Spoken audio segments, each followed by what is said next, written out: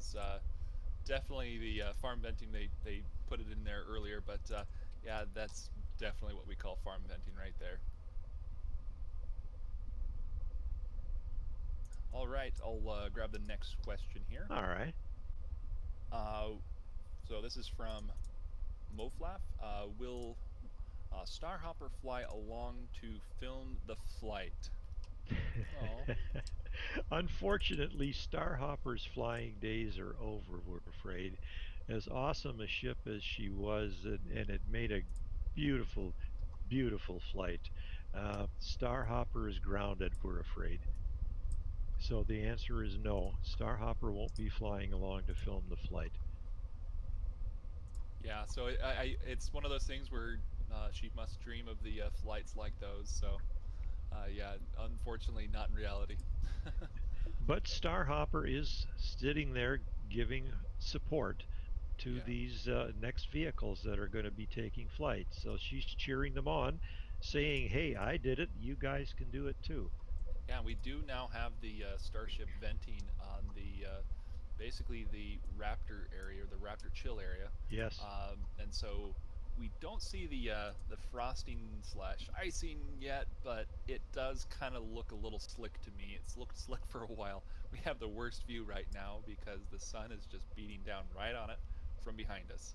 we have a wonderful view from the Sapphire Cam, by the way. Oh If any, yeah, that is if a good view too. Oh, yeah, yeah, you can see actually it does look a lot slicker, as if there's more reflectivity than normal on the ship. You can compare it to Starhopper and some other things around there, and yeah, that would definitely put it in the at least uh, the frosting area.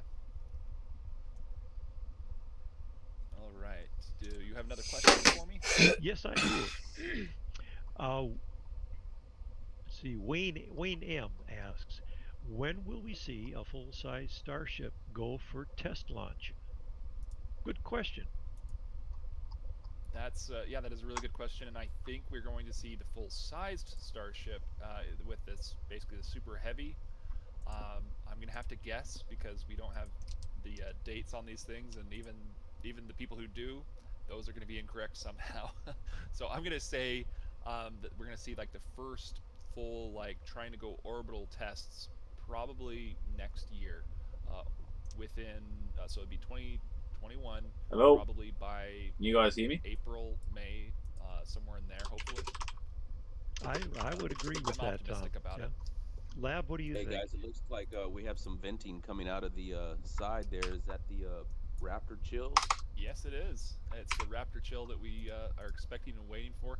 It's not quite to the peak yet, but we're about 20, maybe 40 minutes at most um, from the beginning of that Raptor chill to actually see this thing take off. So it's Yeah, coming soon. even on the closer view, it's difficult to tell whether or not we have any heavy condensation or even ice building up on it. It doesn't look like it's getting ice. There may be some condensation on it though, but the venting is happening very, very rapidly coming out the left-hand side there as well. Yeah, there's some nice puffs. You can see the kind of the rhythm of it filling up Yes, there. yes. Can you guys hear me? Yeah, Can I'm we going to let know what that is? everybody know right now that has Discord and allows for mentions to be notified that we are really in game time here. So we're getting very close to actually having this thing happen because that Raptor chill is basically the biggest step next to basically the siren. If we get that siren, that's really means 10 minutes Yeah, or the 11th that's minute right. we're going to hit Yeah, it. we're probably not all that far away from hearing that siren. Yeah, so I'm going to let everybody know what's going on this one. So I'll be silent for a little bit here.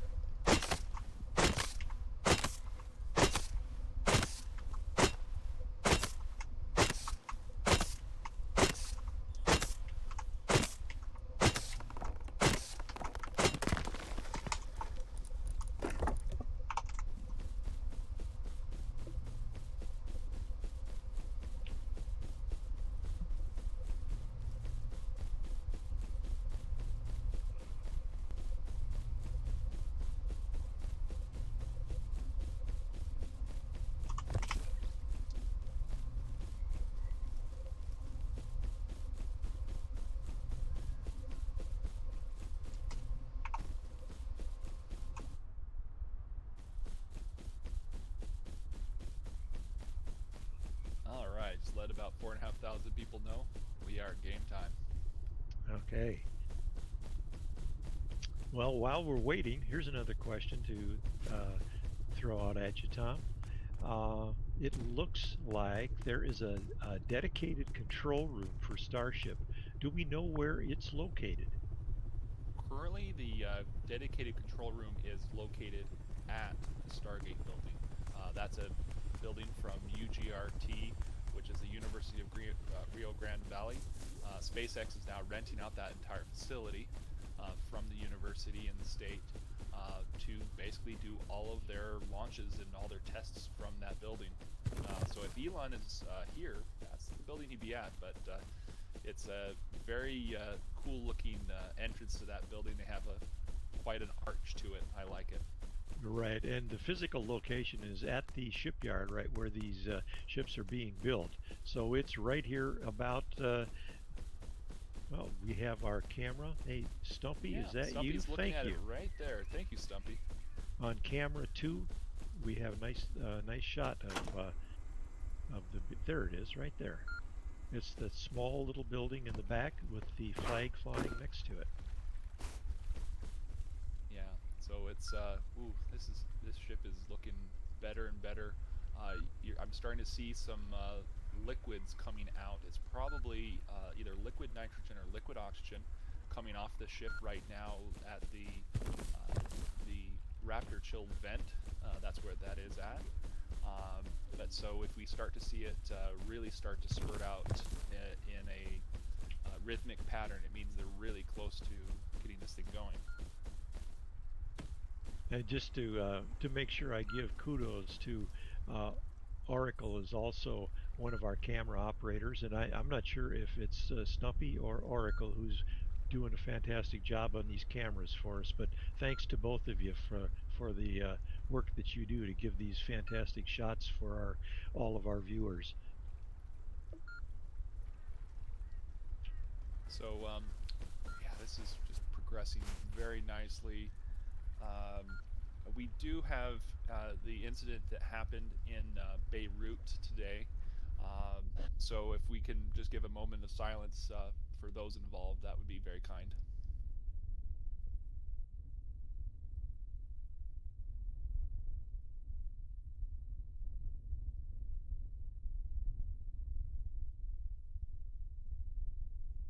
Yes, we sure hope that those folks over there are being taken care of and injuries are as minimal as possible.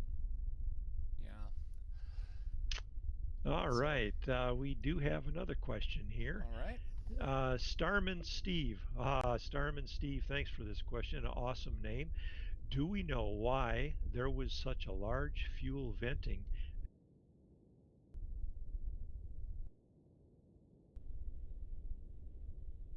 after the abort this morning? Thank you. Great stream. Well, thank you for being here. We appreciate your support. All right. We've got some ideas about that. So the vehicle's probably being detanked in an emergency move. So there was something that they didn't like, or basically they triggered something automatically to say, we need to abort, and these are the routes that I need to take to do the abort. And it's highly automated as far as some of the process. And so part of that was probably purging the O2 system off the tanks as rapidly as possible. So they probably were purging it directly back to the O2 tanks on the fuel farm, and also to the flare stack at the same time. That's kind of the best guess that we have. We don't have Elon's word on that one. It's just what we can make basically the best guess on. Yeah, exactly. Yeah, we're guessing on that one because there hasn't been any announcement from SpaceX that we're aware of yet, anyway, as to what the malfunction this morning was. But it was certainly spectacular. Yes, it was. I was wondering, what is that? Is that liquid nitrogen mixed with a little bit of methane, or what is going on there? And so figuring out, probably not methane. No, because that would not probably, be yeah. that would not be a good idea. If you're going to do methane, you light it up, and that has the ability to be started like that. So it's just one of those things where you have to look at the whole puzzle piece and see where it fits best. I'm seeing a whole bunch of siren being spread in this chat. Have we had confirmation on siren? Anybody? Yeah, I'm seeing it from Rusty. She's letting us know that we have a siren. So mark your Okay. clock here. So that's 10 minutes, but some time has passed by as well. So let me find my phone if I can find it, and I'll start up a timer here on my own side. Yeah, I started mine, and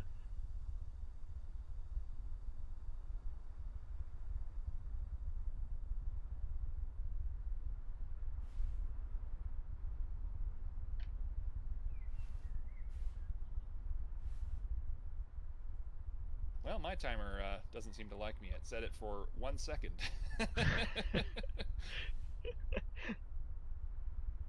So take a second.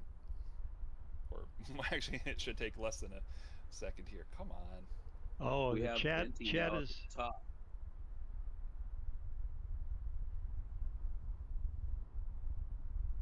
6:46. I saw flash by, so that's about what 4 or 5 minutes ago already. 4 minutes ago. That's what they're saying in chat. 4 minutes ago. So that means we're about 4 minutes away, if that's the Okay. case. Well, I've got Yeah. pizza to celebrate, ready to consume. So I think we're gonna have a pizza day. Yeah, we see up on the very top the RCS thrusters are in working right now. You can see the venting from the RCS thrusters at the very top. Nice. Yes, that is a really good sign. It's priming the systems, making sure they're ready.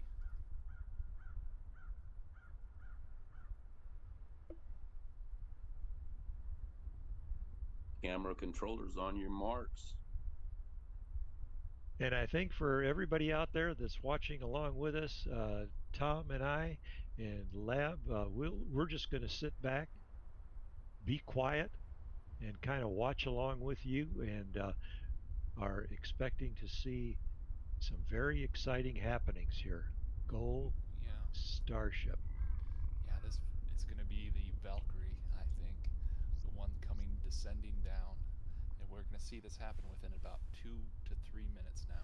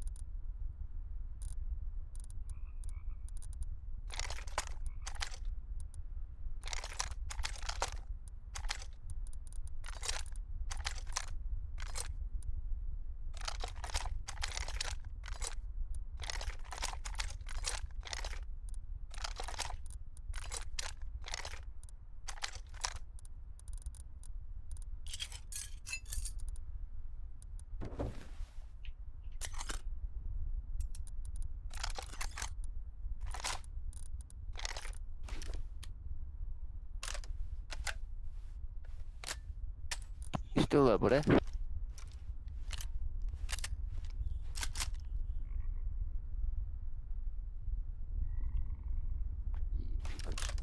tweaks to my ship, man.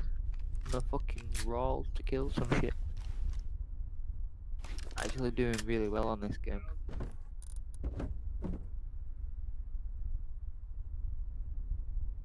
Tier 5 already, bro. I'm actually holding back on the tiers. Can you hear me? I can hear you, dude. Yeah.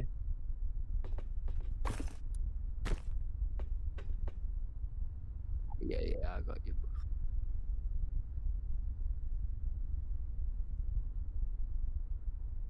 Yeah, I want to get the intake on the other guys' positioning, which way they went, but I've got the credits to push forward. I'm tinkering with the English.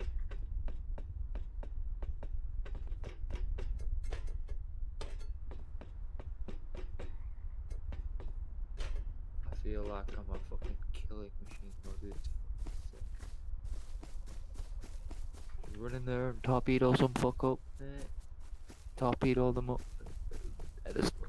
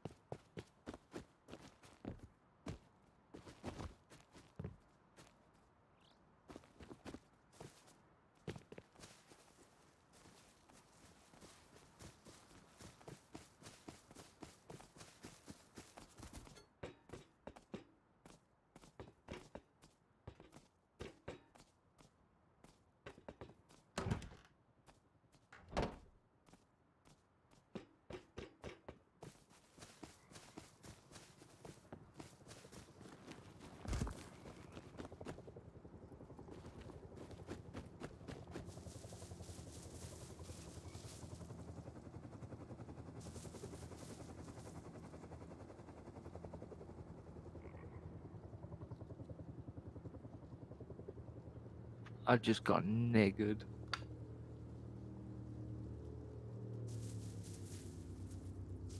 Like, kind of royally niggered.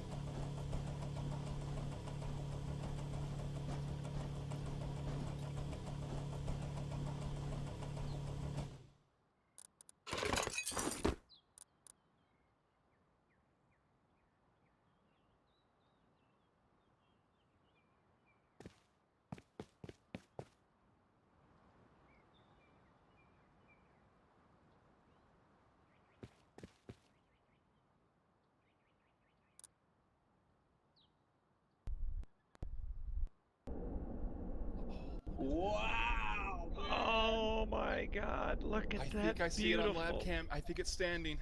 Beautiful, beautiful, beautiful. Do we have it? Legs down. I saw something silhouette. Fuck, a I was little getting bit ago sick on of lab the cam. bloody Is video it standing? noise. It's standing, guys. Yeah! Oh, Beautiful. my gosh, look at that, everybody. You're watching history in the making. Did it. Wow. Holy cow! Did you see Oh, the stuff coming off the launch pad? It did not like that action oh at my all. goodness. Go Oh. SpaceX! 51,600 plus of you witnessed history in the making. Awesome. Awesome. Oh my gosh, that was glorious. I gotta go That back and is watch that again tremendous. and again and again. The tanks, as they're pressurized, there's pressure relief valves.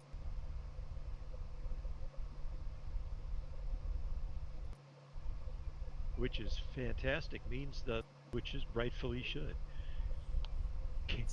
Yeah, I think 6 has now become the neglected child, so to speak, because this is basically an exact copy of SN6.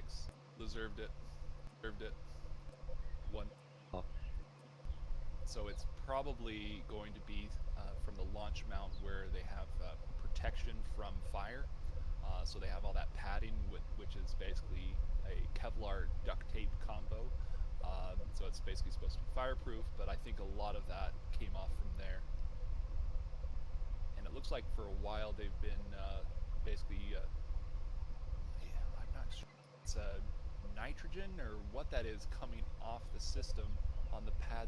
Scotty, you were watching, right? It's standing.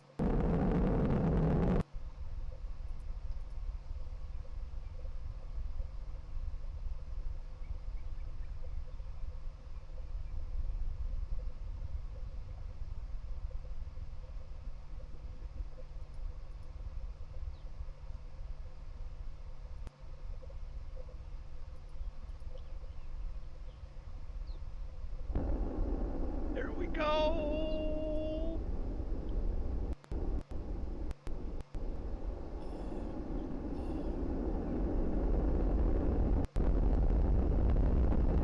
Oh, landing legs.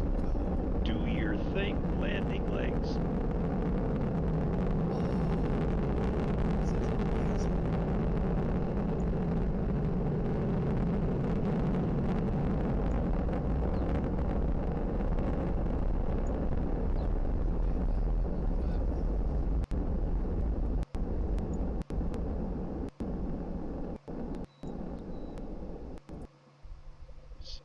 Another anytime the word epic should be used is today. Yes.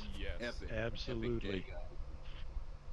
So That's for Elon sure. gets naming rights on these things, but for now I'm naming it the SN5 Valkyrie because she came up through the clouds riding her majestic steed. Oh, there's also the music that goes along with it from, what was his name? Basically they're the same name.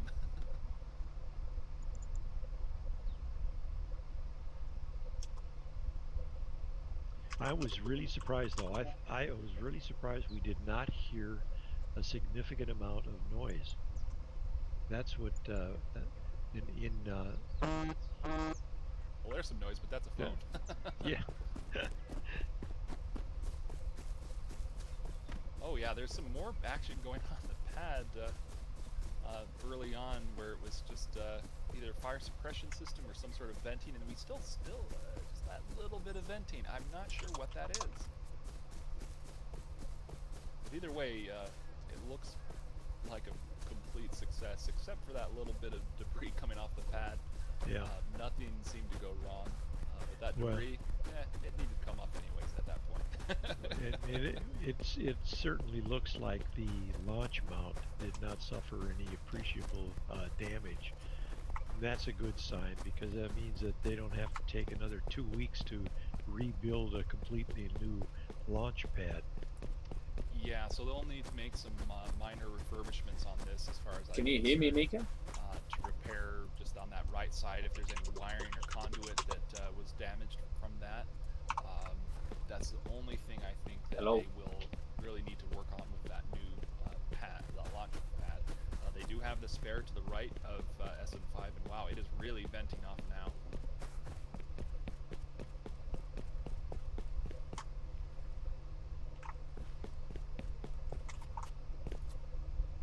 Yeah, I'm looking with a close-up, a magnifying lens on the landing, and those legs did come down. And they appeared to come down a couple meters below the bottom of the skirt.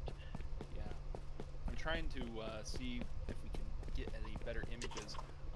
Lab, if you could give us a zoom in from the Sapphire camera, because that seems to be the one with the best shot of potentially seeing the legs at this point. All right, let me see what I can do here real quick. Unless Oracle's on. Let's see here. But yeah, that venting grab just it, keeps on going, and there's the drone coming in for a nice Close up. view of the vehicle. Yep. It looks very different though. Like, I've never seen the drone with the wings like that quite before.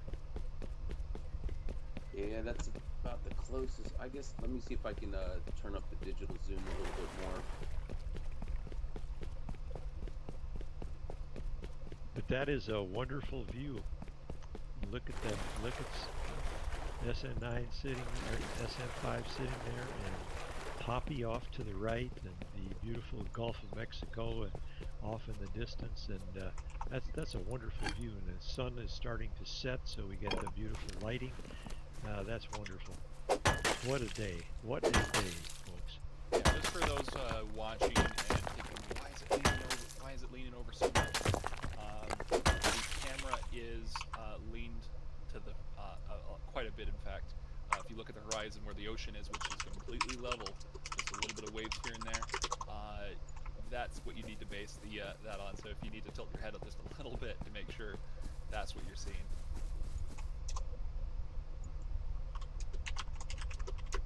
Before I mentioned, I wonder if Zeus is going to be there. For those of you who may not know what I was referring to, Zeus is one of these very modern, completely awesome robotic dog-like robots that SpaceX has, and they mount it full of sensors and camera equipment, so they can send Zeus in to check for any potential danger areas or dangerous fumes that might be residual from the landing. And it's painted bright yellow, and we are hoping to see Zeus out there nosing around, if you will, and inspecting the vehicle. Yeah, so they do have quite a few fuel trucks right there. I'm wondering what they're going to do with those, if they're just going to keep fueling up the fuel farm, or more action later on another Starship soon. Perhaps they will go through and do an SN6 if there's something that they did not like about SM5's launch and landing, but so far, I would say everything is very well. I do have the concern of right now, I'm looking at the Sapphire camera, and it does have a lean that the camera itself is not really leaning, and nothing else in the horizon is, so there might actually be just a little bit of tilt on that going to the left side, which is to our right, so it looks a bit more than we're expecting. But it's not moving or anything like that. One thing that I did want to point out, I'm ready to collect, because check out that blue tent. It's just sitting there. I was expecting it would like just rotate over for a little bit. Lab, But it didn't do that. you're definitely going to collect on that one. All right, everybody, pay up.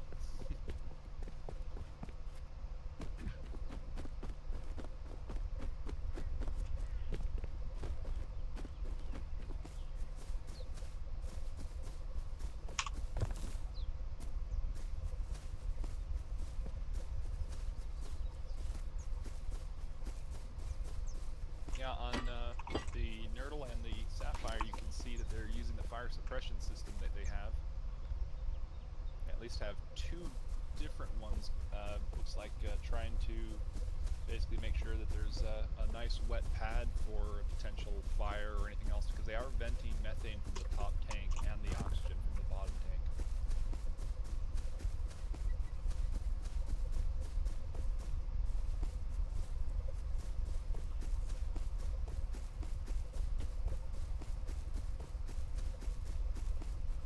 Got to make sure everything's all live on everything here still, because we are still dealing with a live vehicle, and now my dogs are really like wanting attention right now. No, they want pizza.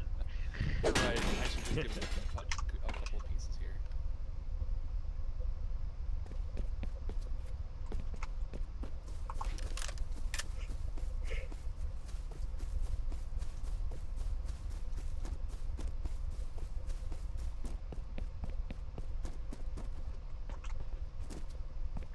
Yeah, I'm watching it again on the Sapphire cam, and you can really see the thrusters compensating as the vehicle is making its way back down to the pad. The RCS thrusters are working both at the bottom of the vessel as well as on the top. So I kept it just nice and stable through the whole flight. Indeed, I saw that. It was so much perspective on how much pressure is being used to move that huge thing around. Sorry about that, guys. Your phone's gonna go off for quite a while after this. Yeah.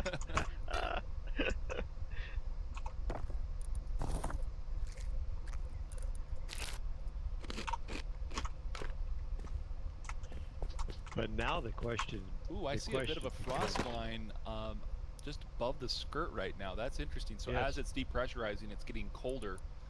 So it's pulling the condensate out of the air and frosting the tanks even more. Yeah, you can see that on the top and right about a third of the way down too from the top. Yeah, you can see that that's just the water condensate, but then you actually have ice on the vehicle itself. I was not expecting that. Yes. Thank you for updating the marker. We do have landing. Thank you. That definitely landed. Oh, beautiful. But the question that I have now is, when they move the roll lift down there, what is going to be the destination of SN5? Well, we're probably looking at it being put next to SN2. It's basically a vehicle that they need to look at and test, because there's going to be structural things that they want to find out about the vehicle and how it handled its brief flight there. Right. Well, they're certainly going to want to inspect the engine. There's no doubt about that. Oh yeah. In prior flights, they've literally removed the engine and hauled it back for inspection, and probably they took it all the way back to California. Wouldn't surprise me that they really disassembled it, because these engines are as much a prototype and experiment as the rest of the vessel is.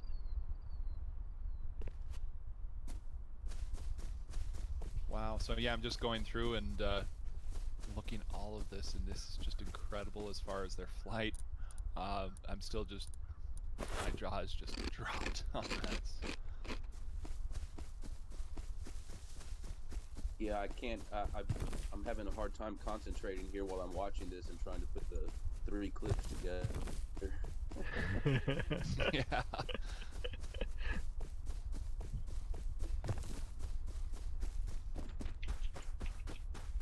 So yeah, we could definitely get rid of that abort and scrub area on there, because there was no abort or scrub.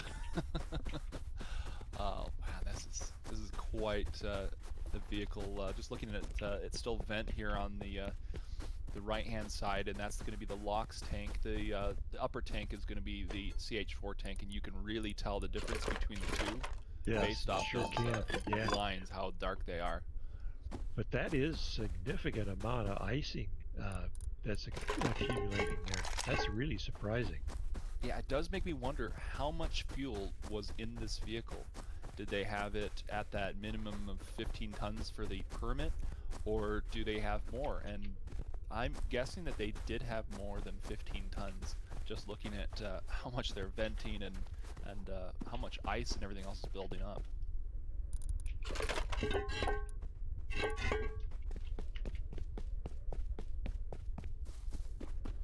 Yeah, that was a picture-perfect landing up until we couldn't see it anymore due to the dust. I'm hoping for SpaceX to release their footage here as soon as they get a hold of it. Let's fly the drone over, take some good shots, get some live video, and oh man. So when do you think Elon's gonna tweet, or if he's already tweeted? I haven't looked. I haven't looked either.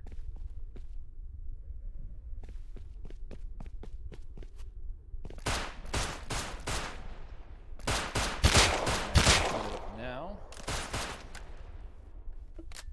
and he says possible flight in 3 minutes, and that was the last. I think he should correct that. Actual flight 3 minutes. 29. Right. Oh man, this is good. Do you want to try to go back to asking questions, or are we gonna keep analyzing this for a while? What do you say? Oh, we've got a few more questions that we can take a stab at. Okay. Yeah, but there's definitely questions that will have been asked that the answer is standing in front of them. Right. How will it, or like what will it look like? You just saw it happened. You We're bet. not going to answer those ones. Well, those will be the easy ones to answer. Yeah, just look right there. Scroll back. All right, we've got a question here from Shark the Vlog. He says, "Do you think SpaceX will test the first stage, and then do you hope to see the 30-plus Raptors on the first stage fly?" We're already going from to the first stage. Wow, we're progressing pretty quick here. Yeah, the yes, we are. Super Heavy is going to be a real monster. Yeah, so the hint that we've already received is there are going to be 27 Raptors on the first prototype stages. They don't need the full 30 because that full 30 is meant for basically having cargo on on the Starship itself and some other things. So they'll probably go very light on those. And the Raptors themselves are very expensive, so just in case something bad happens, that's why there was only one on here today, and why there are only going to be about 27 Raptors on the first Super Heavy vehicle, or tank section. And so when do you hope to see the 30 Raptors fly on the first stage? That will basically be, in my opinion, probably sometime just the beginning of next year. So January, February is when I'm very optimistic about that. You can always push those timelines much further out. We've just seen that the vehicle can fly. This system is basically the base model, as minimum as you can go, works. So Right. now we need to go to a new level, which is going to be SN8, and then the actual Super Heavy stack. We're going to see that coming on pretty soon too. And Elon has said on a couple of his presentations that he felt that the Super Heavy is going to be the easy one to build because it doesn't have as much intricacy built into the vehicle as Starship does. So he seemed to be very confident that that will be a faster process because he said that's nothing more than an enlarged Falcon 9 booster. So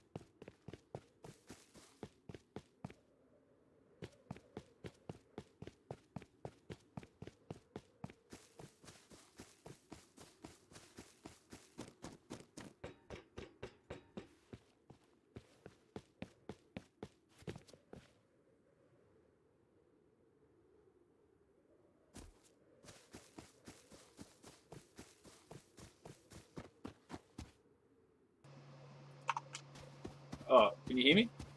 Mika?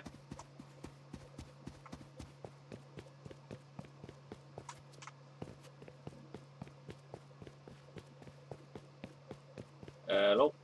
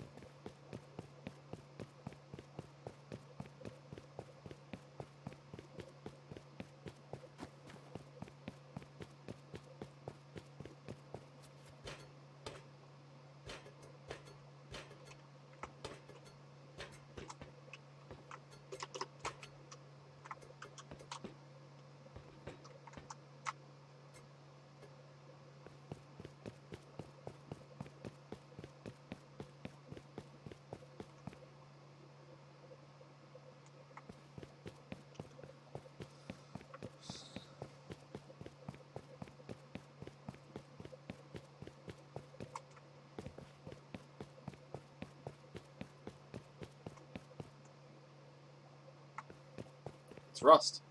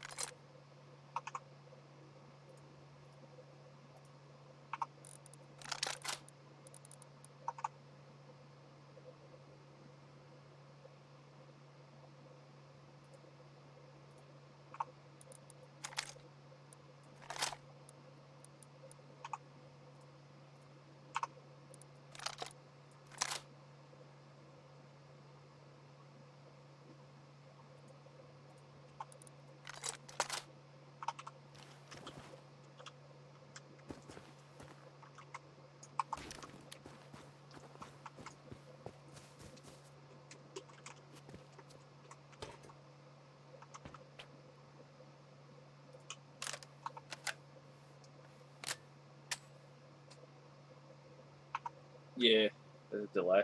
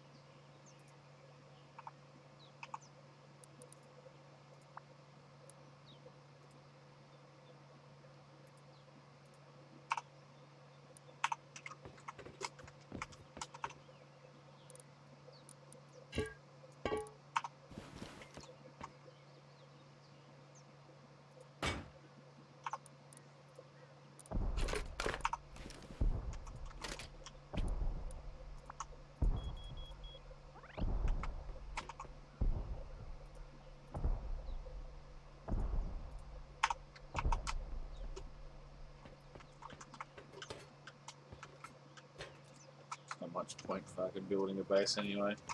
Thing is, the server's gonna wipe on Friday.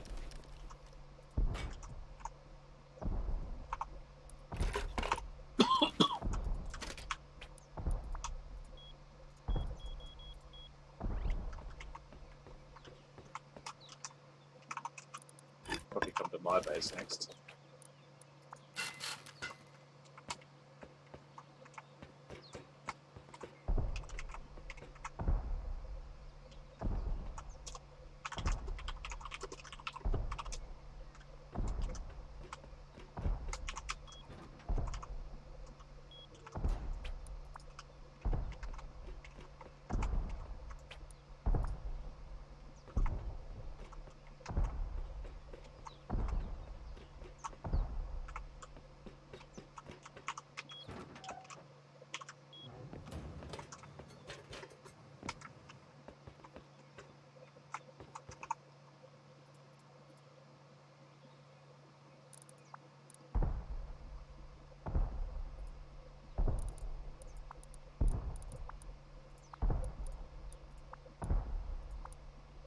So a lot of C4.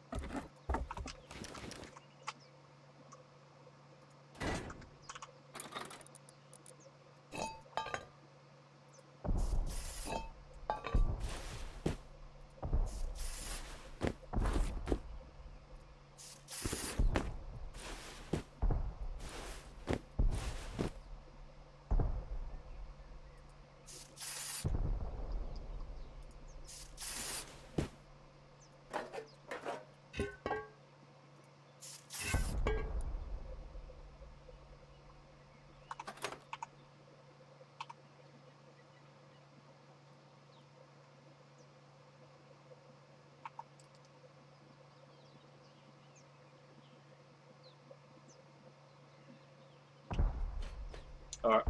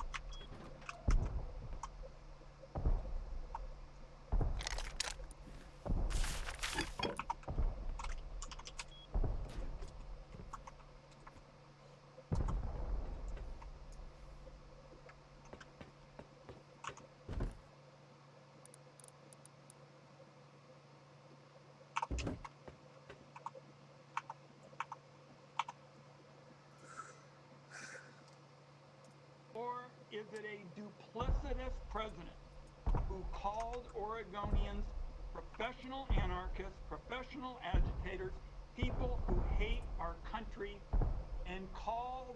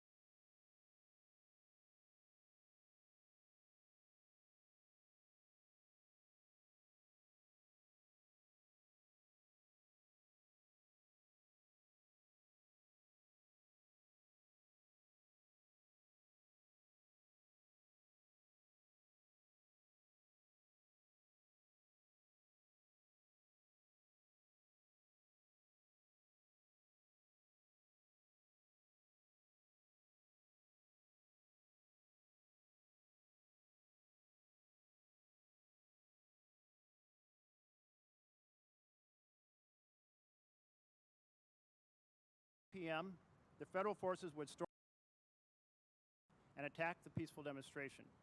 These forces, wearing camouflage, were armed with military-grade tear gas, flashbang grenades, impact munitions, pepper spray, batons, and they used them all. Picture this. 3 officers attack a 53-year-old Navy veteran, Chris David. 2 hit him with batons.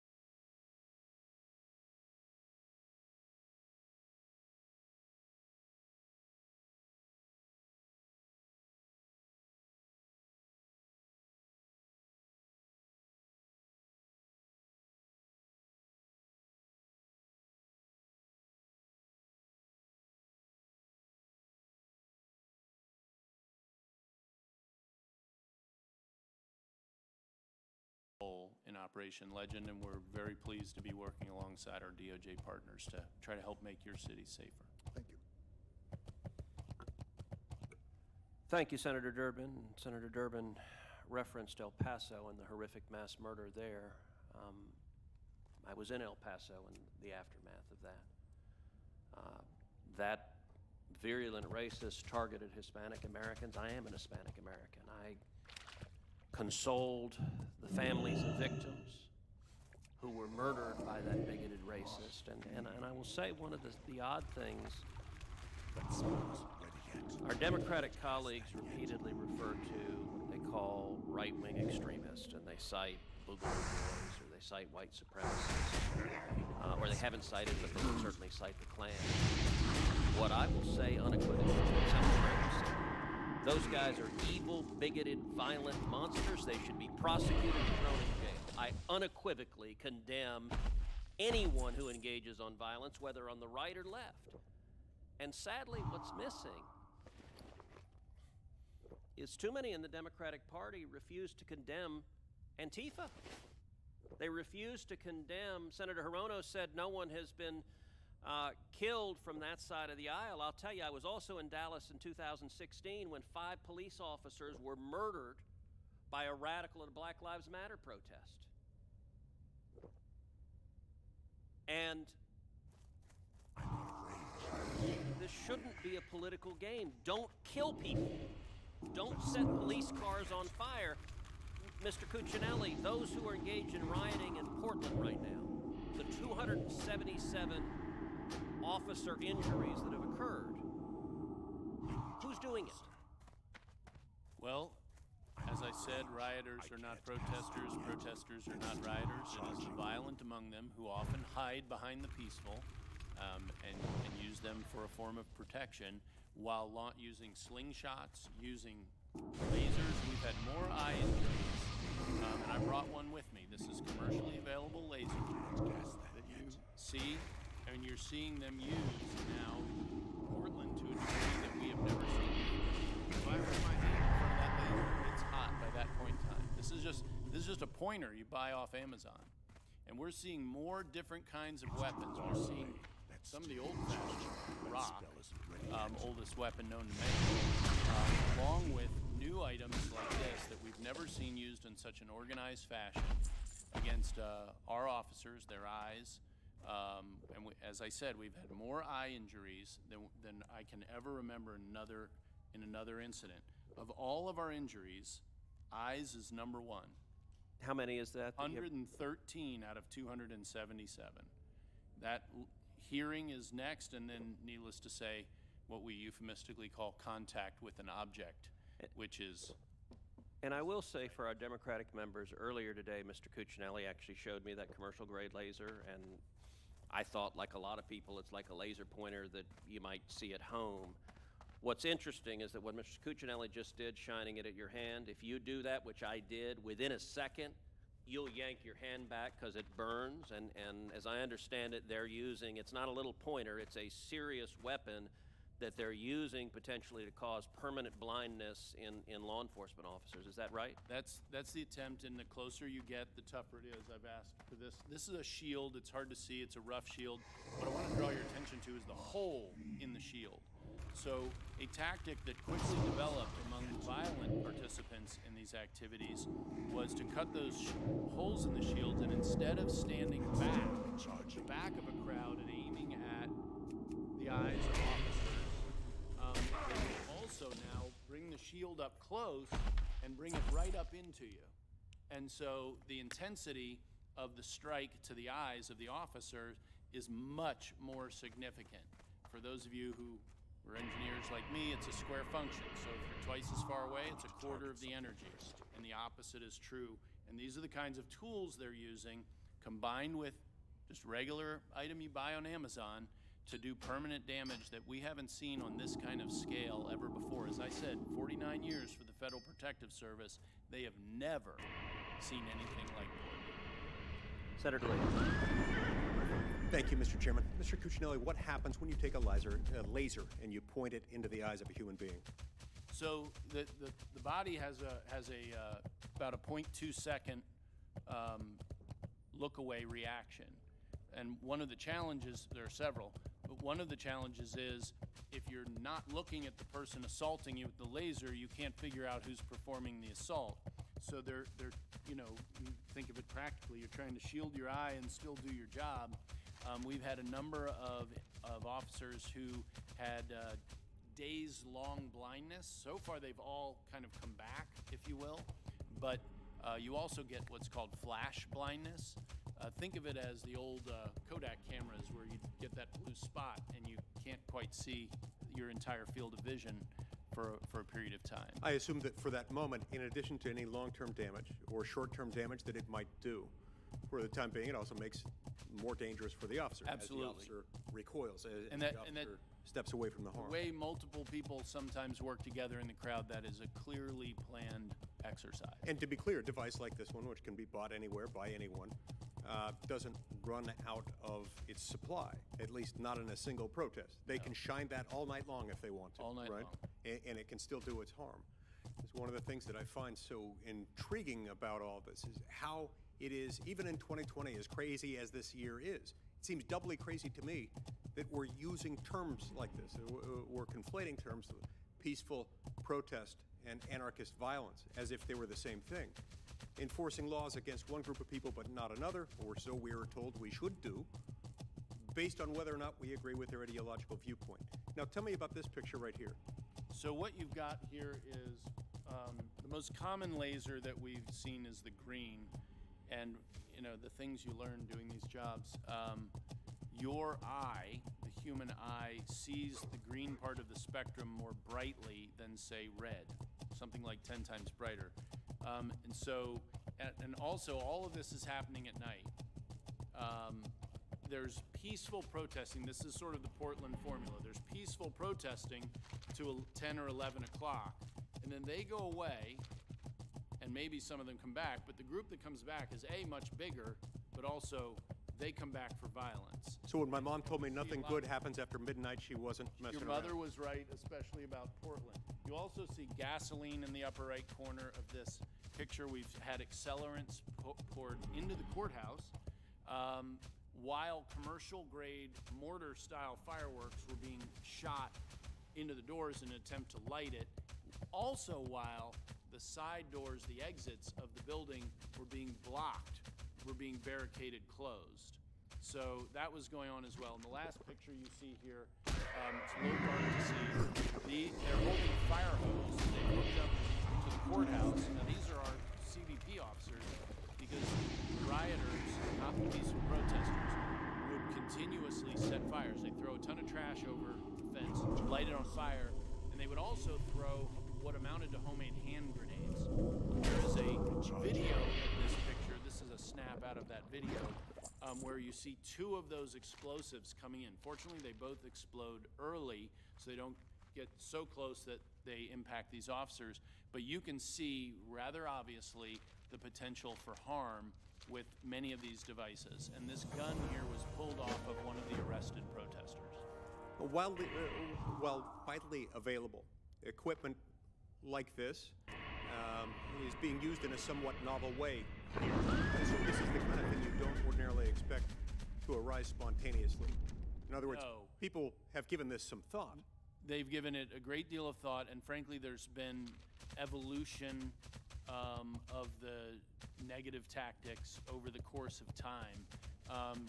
If you look back out of Minneapolis, go back to where George Floyd was killed by that police officer, and then the fight that ensued in the streets of Minneapolis beyond just protesting, many of those violent participants got together and wrote up their lessons learned, sort of an after-action report for criminals. And they've published this, and you see the same thing going on in other parts of the country. Like, we can send you that rather long and extensive, and if you weren't evil, you'd read the quality of the material and you'd say that this is a high-quality analysis. And that's on the other side. So that's what we're facing, and it's evolving all the time. Does the federal government have what some would call general police powers? No, absolutely not. how does this differ from general police powers? I've been critical in many instances from federal law enforcement agencies stepping in and engaging in local police function. Tell me why I shouldn't have that concern here. So all of the DHS officers are cross-designated as Federal Protective Service officers. They're all operating under the Federal Protective Service Authority to protect the courthouse. The marshals have the inside of the courthouse and protect it dutifully. FPS protects the outside. There's also 2 doors down, if you will, another federal building, and in between is the biggest local target of violence, the Multnomah Justice Center. So there's 3 buildings: courthouse, local Justice Center, federal building, and across the street from all 3 are parks, which have performed the function of staging areas for rioters, for criminals. And the powers being exercised by the federal authorities are to protect the federal facilities.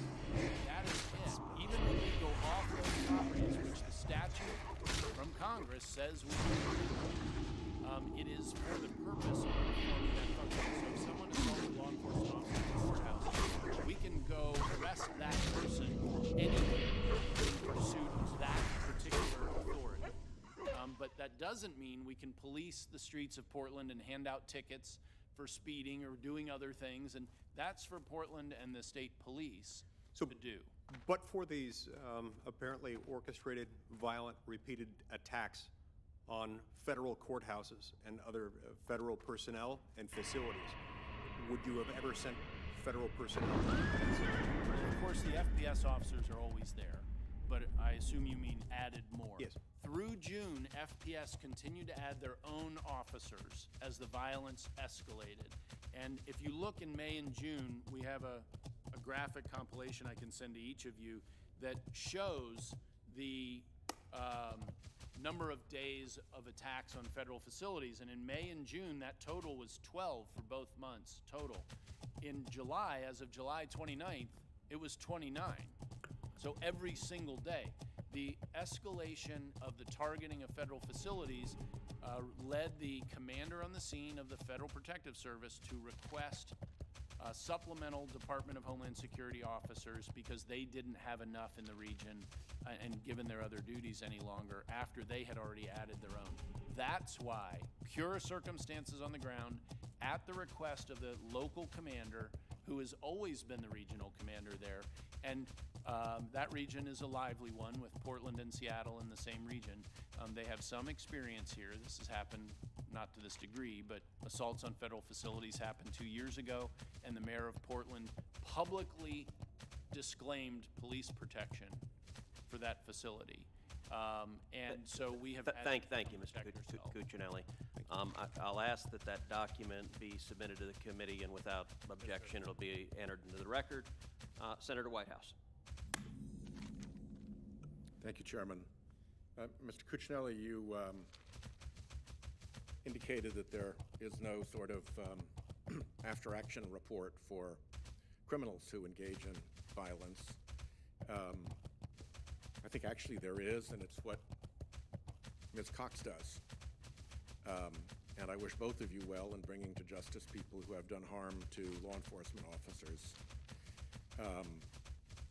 With respect to lasers, I actually am the person who wrote and passed a law to protect pilots from the dangers of laser attacks from the ground, which had begun to pop up as a strange thing to want to do, but there it is. I think you both agree that we do hold our law enforcement personnel to a higher standard than we expect the general public to. Yes, it is. And very often law enforcement personnel are engaging with people during what they see as one of the worst times of their lives, when they are upset, when they are emotional, when they are perhaps intoxicated. And so the conduct that law enforcement officers customarily must face is often inappropriate conduct, is it not? It is. And being prepared and trained to deal with that is part of what a good law enforcement officer does. Is that also correct? Certainly. Yes. Okay, so walk me through, in the light, Mr. Cuccinelli, of your testimony that they're protesters and they're rioters. There is peaceful protesting and there is violence and terrorism. And that the federal officers you supervised here were trained, to use your words, trained in the conduct of appropriate tactics and procedures. You and I have both seen the footage. I assume you've seen it a good deal more than I have, given your professional responsibilities, of a tall individual wearing a gray Navy, or maybe Naval Academy sweatshirt, who is, in the clip that I've seen, standing relatively immobile. His hands are down by his sides. He's not in any sort of an aggressive or combative stance. And he is one. And around him are perhaps half a dozen, maybe more, off the screen, officers in essentially combat gear. And one of them engages in a strike with his baton. And if my recollection of the film is correct, a second strike, and then a third. And the individual who's being struck does not react, and yet the strikes keep coming. Walk me through why that standing individual was a rioter engaged in violence and terrorism, and why that conduct by that officer was appropriate. Yeah, I'm not prepared to characterize Chris David that way.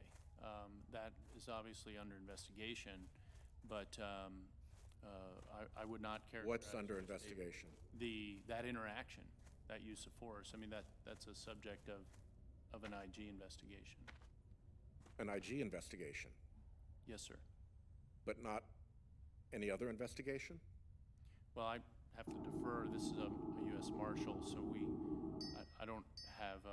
I have not interviewed those folks. I can't actually tell very well who is who from these films because they're all wearing similar garb, and it's often very hard to find out without being very close who they report to or what the uniform is. So forgive me if I don't know the difference. But Ms. Cox, could you explain how that is conduct? I mean, you'll concede that Mr. David's conduct, in that clip at least, was not that of a rioter and was not violent terrorist conduct. Senator, I know that incident in particular is under investigation by the IG, as well as an internal investigation with the U.S. Marshal Service. Okay. And I don't have any more facts about what was happening before or during that. Those facts will be developed during the investigation, and I don't want my comments to affect that at all. Yeah. It looks very much like a person who is standing very still and being as harmless as he can be, and who is alone, surrounded by officers, whose garb is a sweatshirt compared to tactical gear, who has no weapon compared to pepper spray, mace, whatever they have, as well as the batons, and who takes a pretty damned hard beating, all things considered. And I think it's episodes like that that cause legitimate concern, particularly in light of the all-important standard that we know, as people who've spent time in law enforcement, members of law enforcement have to adhere to. Thank you. Thank you, Senator Whitehouse, and I recognize y'all are constrained in terms of commenting on an active investigation, but I'll ask a simple hypothetical. If the only facts were as Senator Whitehouse suggested, if an individual were standing in a sweatshirt, engaged in no violence, standing there doing nothing, and any federal officer walked up and hit him 3 times with a baton for no reason whatsoever, if that's what occurred, you would be quite comfortable saying that is an abuse of power to beat someone with a baton for no reason. And to be clear, that's very different from if before the clip in question the individual engaged in an act of violence. I mean, the context in these investigations always matter. But if the only facts are, as Senator Whitehouse said, that someone was standing there and beaten for no reason, you'd be comfortable saying that is not, federal law enforcement officers are not allowed to beat people for no reason. train them exactly the opposite. And I would agree, federal law enforcement officers are not allowed to beat people. But that's why you have investigations, because you don't know if those are the only facts or if there is other conduct perhaps not captured on a snippet on the internet. Well, Mr. Chairman, if I may, look, I know, as I said earlier, a good half this committee or so have been former attorneys general, have served in one relationship or another with law enforcement, and so I understand there to be a great deal of respect for law enforcement. Nor I assume anyone on this committee expects them to. There's somebody up here at this claim.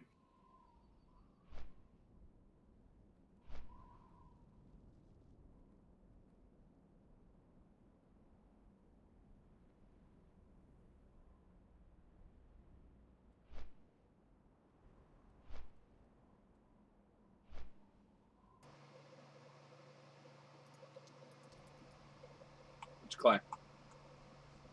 Somebody's built a claim north of us. Someone's built a claim.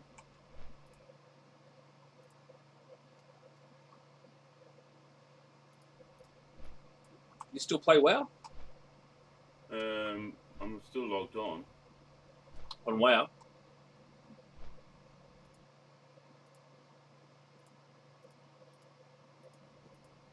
Talking about WoW? Yeah. What do you mean you're still logged on? Well, I'm still got a sub? Yeah.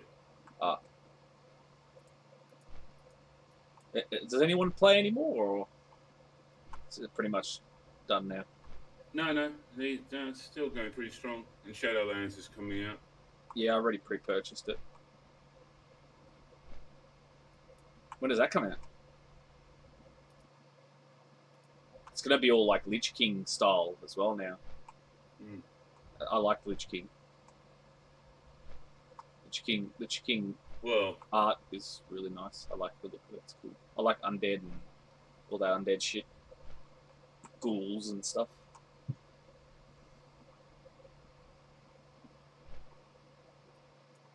I prefer that than any other fucking race. Just looks better. That's why I want them to release fucking Burning Crusades on Classic. Then I'll be fucking playing it all the time. Back to the old days. Like good old days. Full PvP gear. Fucking wrecking cunts with my affliction skills.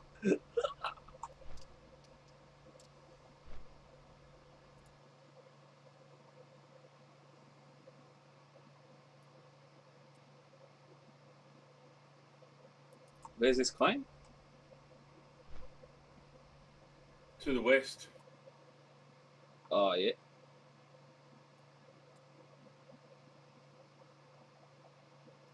He logged out. Is he red? No, they're orange. Orange. What does that mean? It's Criminal. neutral or whatever. I think orange is like... No, orange is neutral or unknown or nothing. Oh, okay. Is he in a guild? Yeah. Or it's obviously called killed. SK Jul. Yeah, I'm looking at the map right now. Has he come out? Oh no, he logged off, but he logged onto another character. Try and get his attention. I tried to.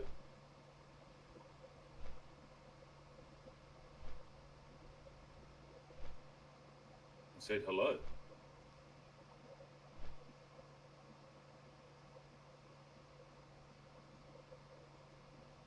Well, he is red. It's probably fucking Conditori vessel. They are orange.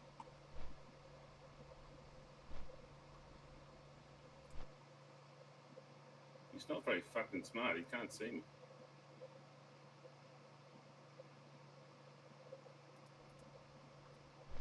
What are you, naked?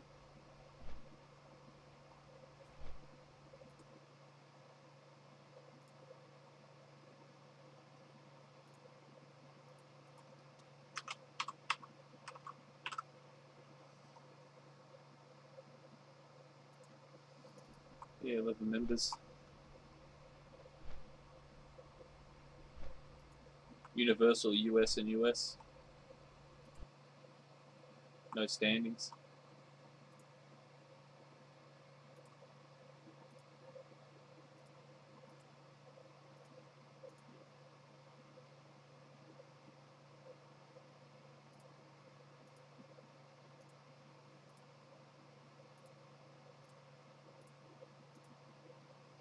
What's he building? Well, he hasn't even got a house yet. No walls, nothing. No, he's just a little palisade with 4 wells around his monument. He's got stone cutters. Oh, it's fucking... Did you get his attention? No, he's still chopping this piece of wood. Punching or something.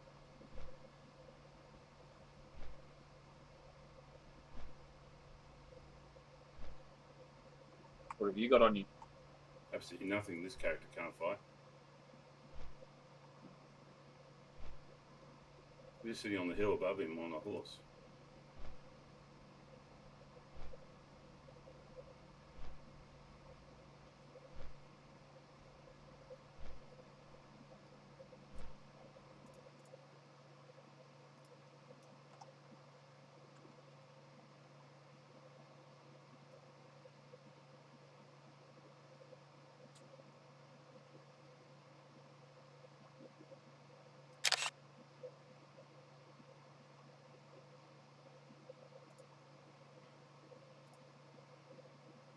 Divinity.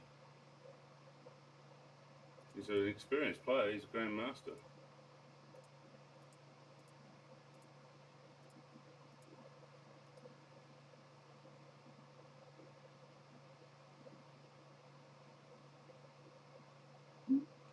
So he's just ignoring you. No, he's now talking to them.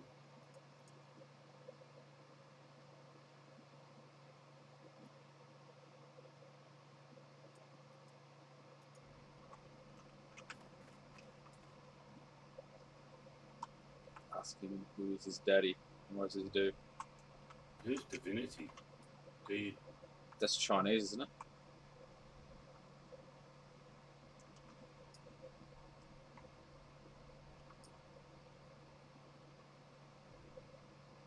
Isn't that Chinese?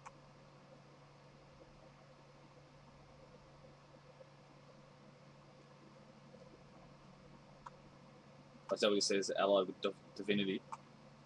Hmm.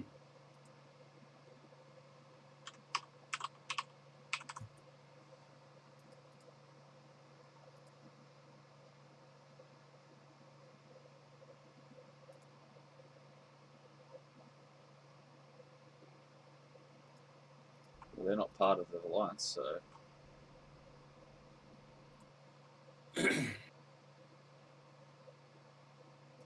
And the convict, they're at war with us as well. Are they? Yep. Divinity. Yeah, you need to get rid of that guy. Everyone in that area that we have, that Divinity's at war with.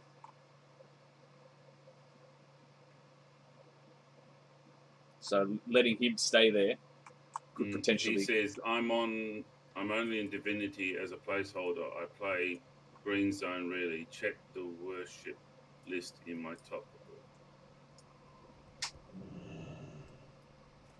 I'm in the top of Golden Hand most days. What is that?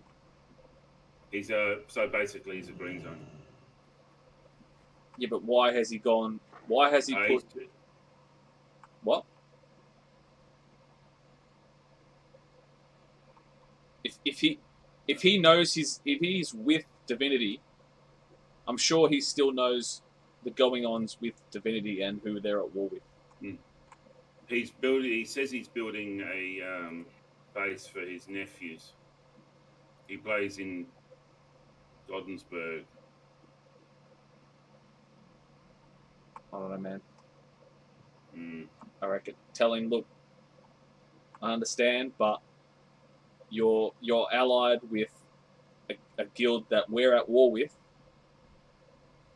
and we don't know who you are or what your intentions are, but putting a base right in the middle of the alliance that your allies are at war with is kind of suspicious.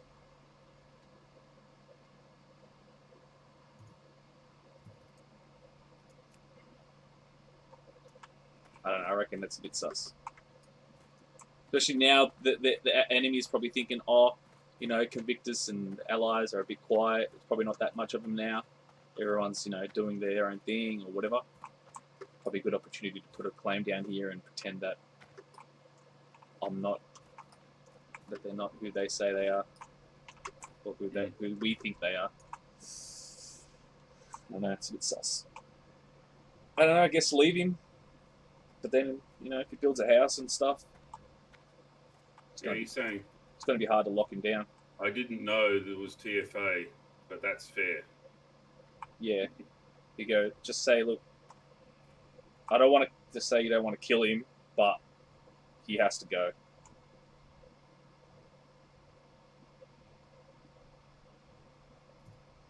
Because of conflict of interest and shit. Because who was to say that Divinity won't just take over that guy's fucking base, you know what I mean? And then start staging out of there. The guy will build a tier 2 monument. He'll have like fucking crops and stuff and everything nice and stuff, and then Divinity will just come over and go, hey, let's attack them because we've already got a fob there. And then that's it.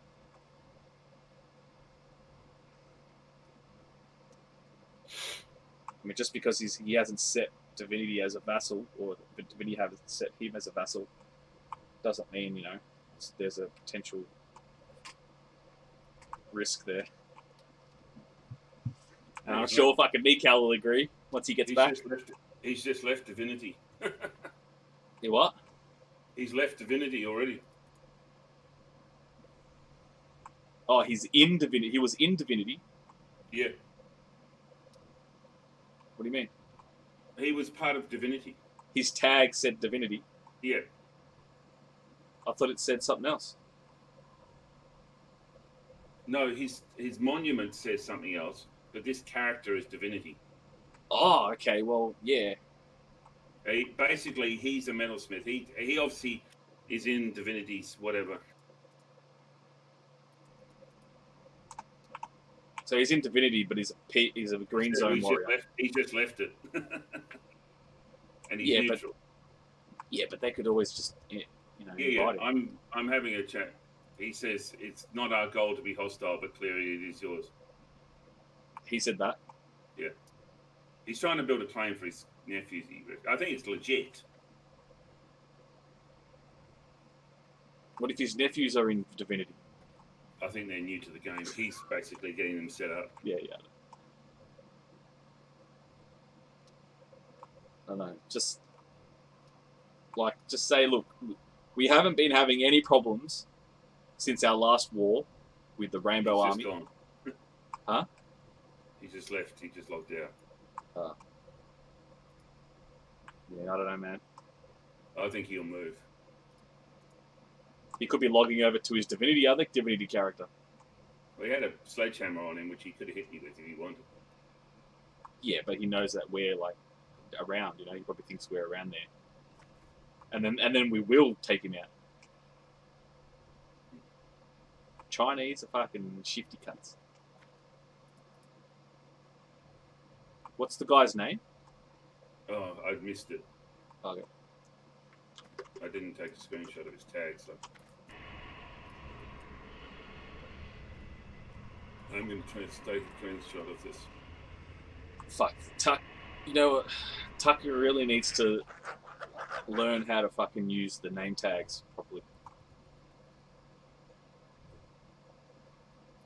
Every time he gets into like a fight, he can never identify who it is that's attacked him. The first thing I do is look at who's about to attack me or who's attacking me. I see it straight away as soon as I start fighting someone. Why can't I expand this fucking bot?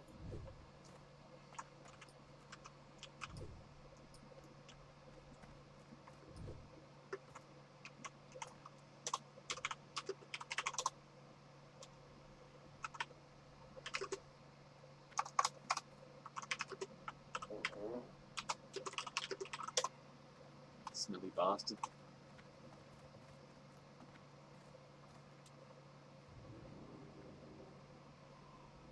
No, I can't move this.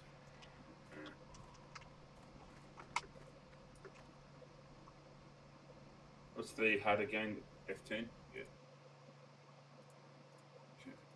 Did he say why he left Divinity? Because I was telling him that being Divinity was that we're at war. He said if you're hanging around here, it's Ahoy there! Nope. Hang out. Yeah, I don't know. It's a bit sus either way. yeah. Someone built the claim to the west. Yeah, Tap knows it. Right. It's the Asians. It's Divinity. What? Divinity? The Chinese? Or what's left of them anyway.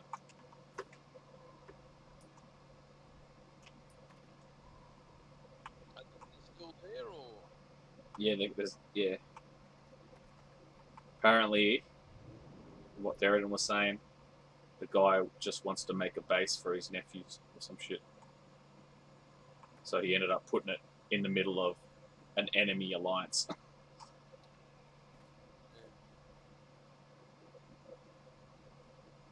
That's bullshit. I mean, come on. He's no, a great. I think he's probably legit. Yeah, I mean, But they sound legit when they scam you. As soon as Until I they mentioned scam you. Divinity- Yeah, he left Divinity as soon as his character logged out of Divinity. But he's also, he doesn't want to fight. I don't think. I think like that. So I think what it is, and I think he'll move.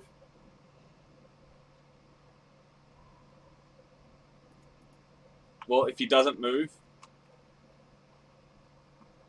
oh, I guess probably not. Making him a vassal is probably not a good idea. Even though we're taxing him anyway, aren't we? No. I don't think that would reach that far out area, will it? I'm sure it is.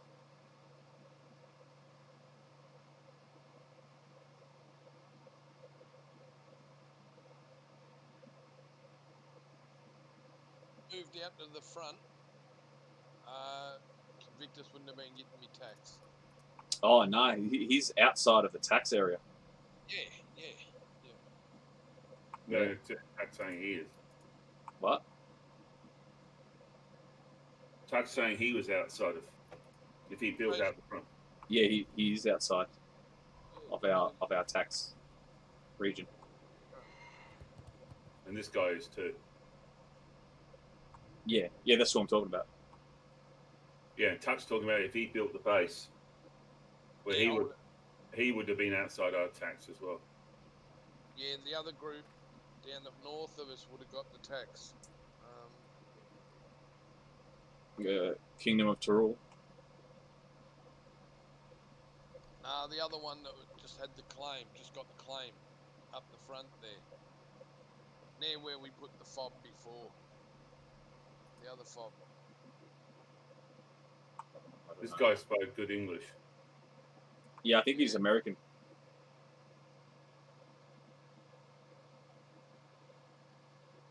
Would you And talk he took ages to. I mean, I was standing on a horse, like about 6 tiles from him, and he took ages to realise I was there. Mm. And he never went into a defensive stance straight away. He hasn't logged back on yet.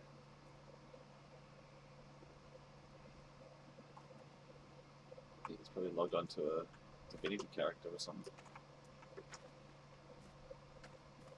He's got 11 members in his guild. Well, I got 10 in mine, you know? So it's one person. Yeah, it's one person. I mean, he hasn't even built a house yet.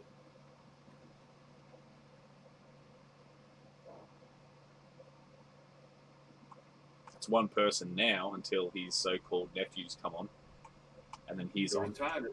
Yeah, it's a retarded. slightly retarded place to have built. Yeah, like if No, you, just the landscape. yeah, those mountains are fucked.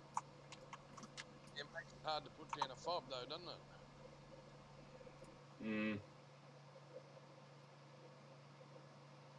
Well, as long as you can flatten out the 13 by 13, you should be right.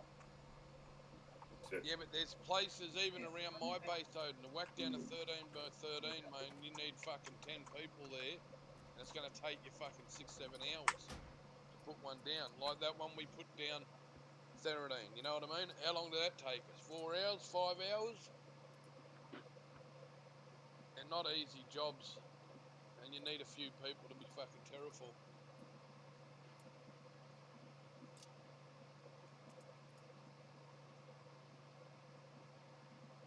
All right to put down a little base, but to actually put down a trading post or something like that, yeah, it's fucking big work.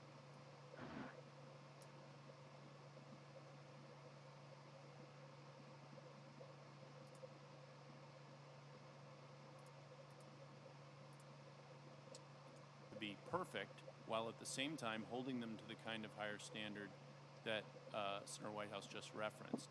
That is all true, all at the same time. And we have to continue to enforce the law while correcting whatever mistakes do arise without stopping the enforcement of the law. Stopping the enforcement of the law here would end us up without a courthouse in Portland. Senator Blackburn here by video. Thank you, Mr. Chairman, and thank you all for being here and for giving us the opportunity to have this hearing. I really appreciate it, and I know that our constituents, I hear from Tennesseans every single day about how very concerned they are. So let me just kind of follow on with where we are right now. Mr. Cuccinelli, let's talk about this. While your teams are out there stopping rioters, then how do they make that turn and protect the peaceful protesters? Because they have to do each at the same time. So how do they work? How do they handle this? How do they try to segment the crowd so that people who are peaceful are protected and rioters who are there for the purpose of violence and injury and harm and destruction so that they are properly dealt with? So, Senator, that balance is so critical to their work. I appreciate the question, and it goes also to Senator Whitehouse's question, or two of them actually, that professional law enforcement officers encounter people in tense situations, and they're the ones we look to de-escalate. All of our officers are trained in de-escalation techniques. I would also note for you, just by way of one anecdote, in the middle of these in riots, so I believe it was marshals had detained an individual who had assaulted a law enforcement officer, and that person immediately had a seizure and was in immediate medical need. And nearby present were the CBP Borstar. BORTAC is their SWAT team. Borstar is their medical team. Immediately moved in, and the BORTAC team cleared the crowd. They had to actually dynamically move the crowd away to be able to help the person who had just been assaulting their colleagues moments before. And they obviously did that in partnership with the marshals. And a series of attempts to treat this individual at 180. Heart rate, respiration was way up, and finally identified the drug to be administered to stop the seizure and save that person's life. Within seconds of that same person having been attacking their fellow law enforcement officers. So, yes, what Senator Whitehouse referred to happened, and that investigation will go through, and it should. But understand, you don't see reported all of the protective steps that your professional law enforcement officers take every day, not just, as you'd suggested, Senator Blackburn, to protect peaceful protesters, which they are absolutely seeking to do, but to actually care for the very people who are harming them. And that I found some 54 that quality kind of brimstone too. Theridine. It's muted. Okay, back. Found 54 quality brimstone. So I just posted that conversation that I had with him to Mr. Nika. Yeah, virtually, if you just said to him, man, if we think you're getting a little bit too big, mate, you're not going to last here. I just said to him, TFA, you've built a base right in the middle of TFA. It's not. Yeah, you know, like, you know, if you fucking start to get too big, man, you're just going to get wiped out.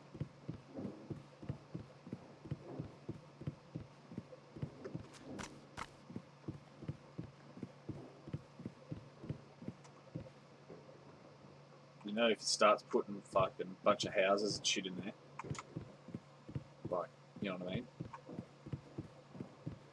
Or if he leaves space to be able to put more housing down, then that could be a problem.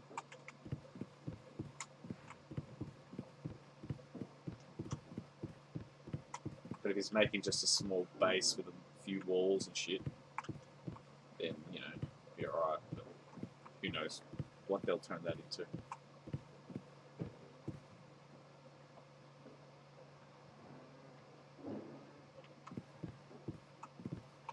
Yeah, I mean, the only terraforming that it's a weird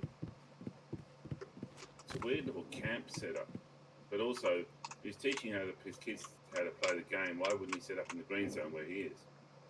Yeah. Yeah, where they exactly. can't get fucking smashed and fucking, yeah, get raped. And But he's still not built a house. Yeah, he probably left because you're around. He probably wants to. Has he got any blueprints down? No. He's got a stone cutters, and he's got a He's probably stone coming cutters down with like and 5 guys or something. And a forge.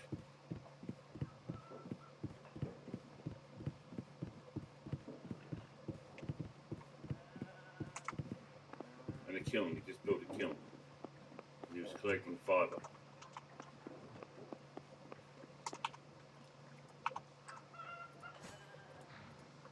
I mean, yeah, it'll be interesting to see where he gets all his shit from.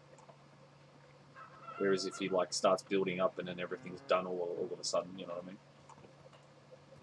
Then he's So that's obviously...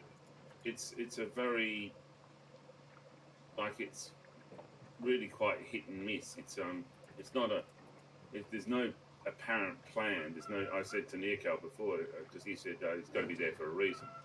I said, well, there's no progression that's making it look like it's a proper thing. It's like just haphazard, a little bit of terraforming, a flat. Like there's a flattened area for a shack. There's a couple of shack areas. Yeah.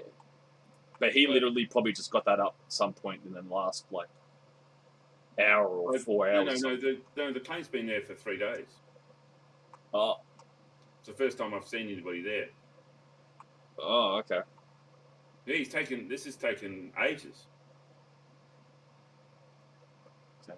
When I went there the first time, it was purely and utterly a little palisade wall with 4 wells in it.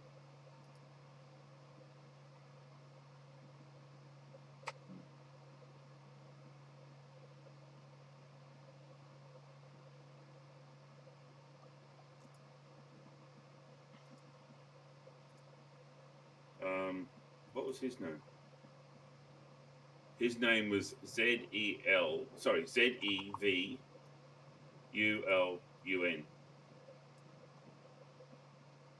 My cursor wasn't picking up his tag. It was fucking nowhere near my cursor.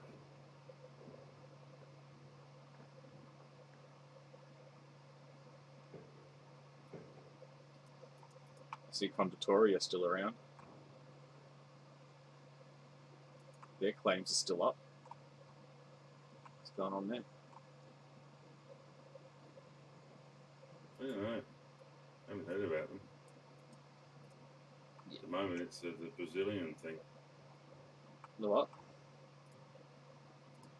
The fight with the Brazils. Or it's either, I think it's fighting a mixture of people over on some island to the south of it. Oh, the Masons. No, Masons is gone. Oh,